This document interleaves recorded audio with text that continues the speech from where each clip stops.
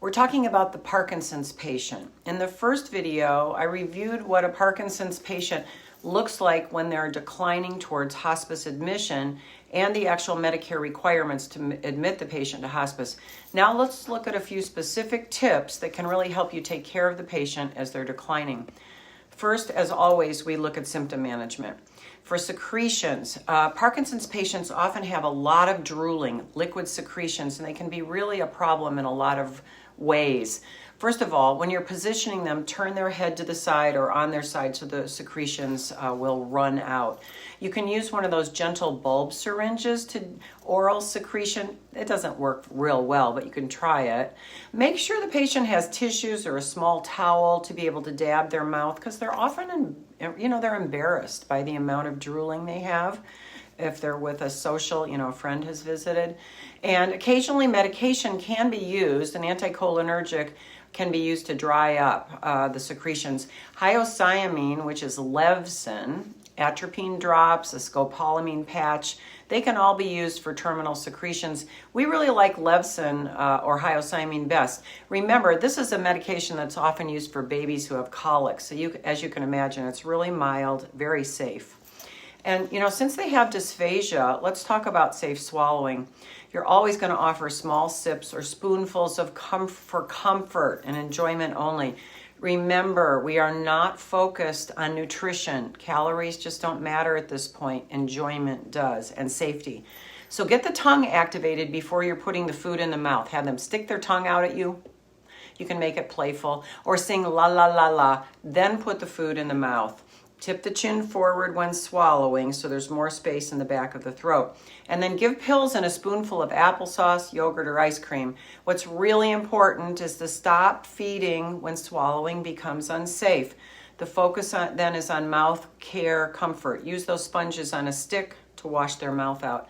As an aside, often a question comes up about putting a feeding tube in, and this really has to be discussed before hospice care, and generally they're discouraged because they don't really improve survival or comfort at this stage. Parkinson's medications may actually be reduced or discontinued as the swallowing becomes a problem and movement control is really less relevant at this stage.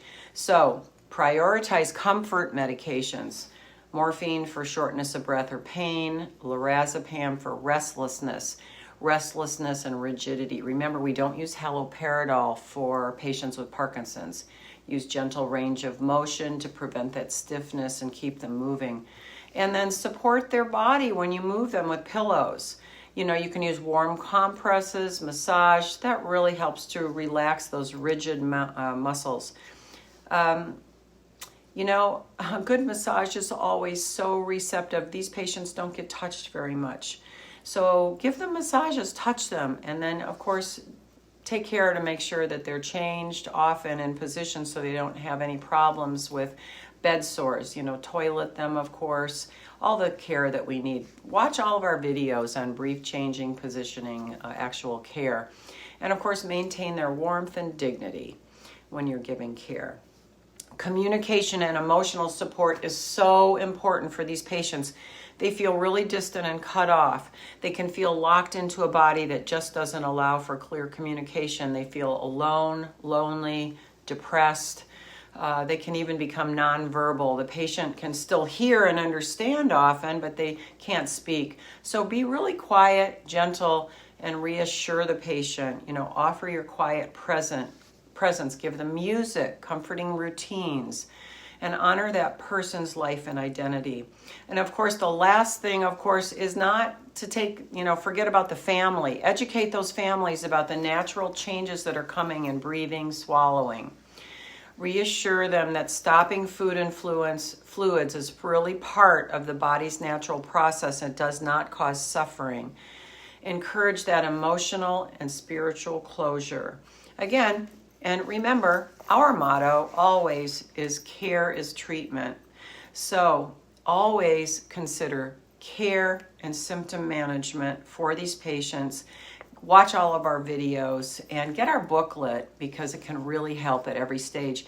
And remember, your hospice team can individualize it based on every symptom that's going on. You get the information about it, what you can actually do at the home, and then the page that your hospice team can write in very specifics about what that patient needs. So if you got any questions, watch more videos and go to our website, the Hospice Care Plan. Thanks.